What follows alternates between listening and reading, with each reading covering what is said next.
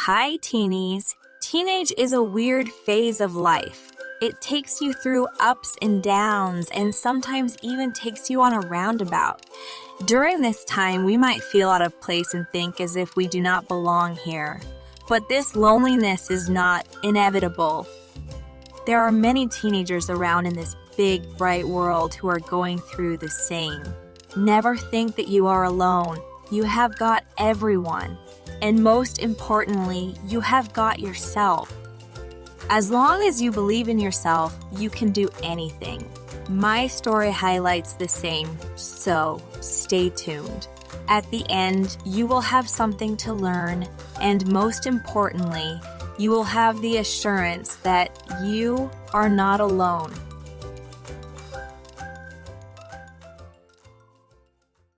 I am just like you. For the most part, my life is totally normal. I have a precocious father, a solicitous mother, and a younger sister who helps me get over my despondency. I have benevolent classmates who support me in toing and froing in life. I am a teenager with big dreams and overwhelming energy. I come from nowhere, but I want to conquer the world. In this tiny brain of mine, there goes everything which should and should not be there. Like I told you, I am just like you. I have a totally perfectly normal life, except I believe that life has given me more lemons than anyone. I remember walking down the school hallway on the first day when I came across this group of students who talked in a language which was quite incongruous with me. It was modern English with words like gonna and lol and some other words which I later got to know should not have been there. I looked over them and darted towards my classroom. To my surprise, I was not welcomed, and it felt as if I was just a weed in the meadows for the students there. The environment was quite distressing, and every minute that passed filled me with the anxiety about what the future held for me. I reckon that was the point where it all started. Since my childhood, there had been no instance that had not made me feel like I have got no shoulders to cry on, except for my mother's, and for a typical teenager, it is almost impossible to find a friend in the family. From 9 to 13 years of age, there had been no day that I had spent without crying in my mother's lap about how outcasted I felt in school. Those were the days when, clothes of 30, 4 sizes did not fit me, and I had to quest the women's section to find the clothes that were my size. As the ritual goes, I had many other names like baby, elephant, dinosaur, etc., which did not sound good with my surname, so I had to do something to undo this. I spent sleepless nights and melancholic days perturbing about the creative ways in which they would make me realize how ostracized I was. I found myself even more eliminated, and I started living in the constant fear of not fitting in.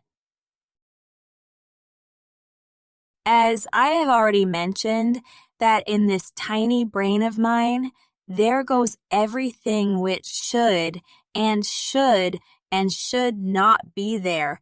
I found a terrific way out of my misery, which actually felt right at the moment. Even though my gut feeling was astute enough to tell me that I was wrong, but I decided to acknowledge my heart, and that was one of the 3 mistakes of my life. I went on a water diet and hardly took a bite of something that I had to chew. Fats and oil were a big no for me, and I remember that I would even eat cucumber peels with lemon juice and only a pinch of salt to fill my stomach and not gain even a single calorie. Initially, my mother thought that all of this was just a phases and I would return to my normal eating habits eventually, but to her dismay, that never happened. In those 2 years of no nutrition and forced physical activity, I came down from 36 to 26. This dramatic difference of straight 10 inches down gave me provisional ecstasy, but that amateur brain did not know the art of foresight. I grooved in the incipient attention that I was drawing towards myself, and I was finally happy to fit in. But everything has a consequence, and so did this. I stopped growing at 5 feet. I developed an eating disorder. My immune system was weaker than ever, and I was now vulnerable to all kinds of illnesses ranging from physical to psychological. I developed OCD. I ended up wounding the only real relationship I had with my mother and started finding refuge in others. I was so stirred by the unanticipated changes that I ended up having the set of friends which I wish I never had.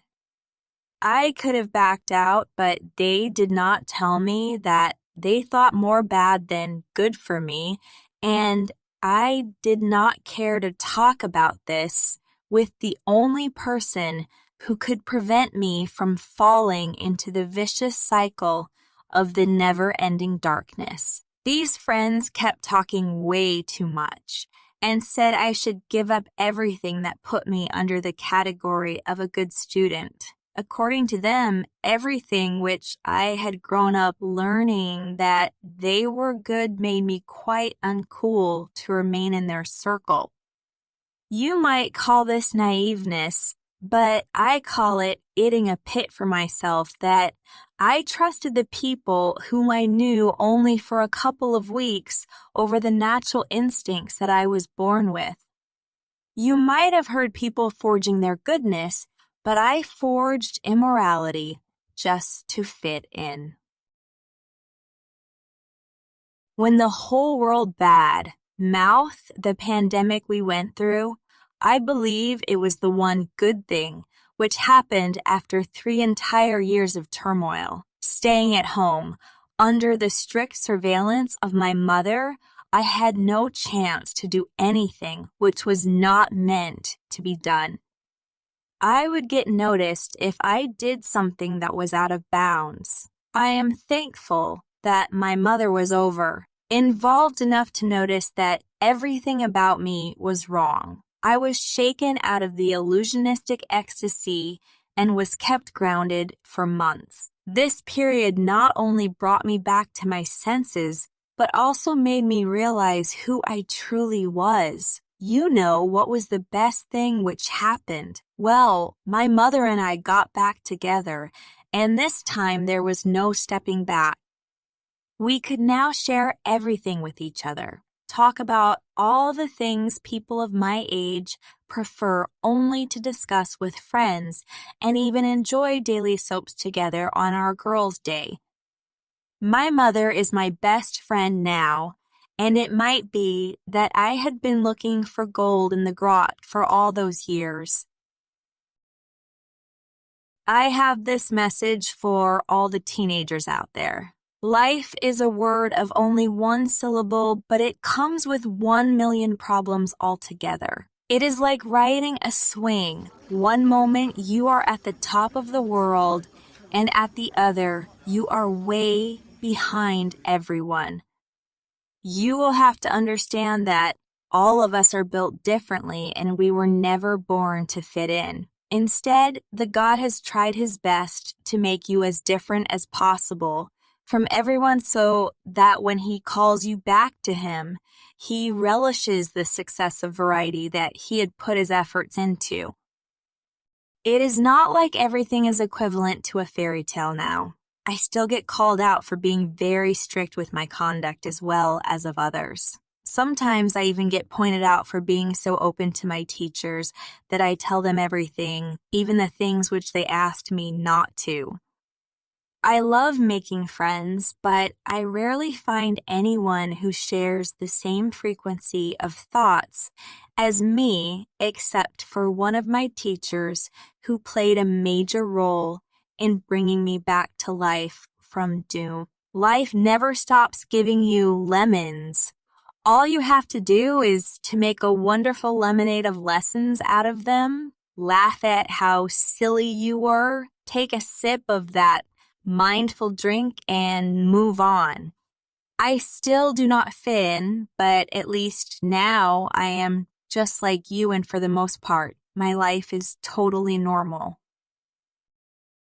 Are you a teenager or a parent to one? Or you are going to be a teenager or have already jumped into adulthood?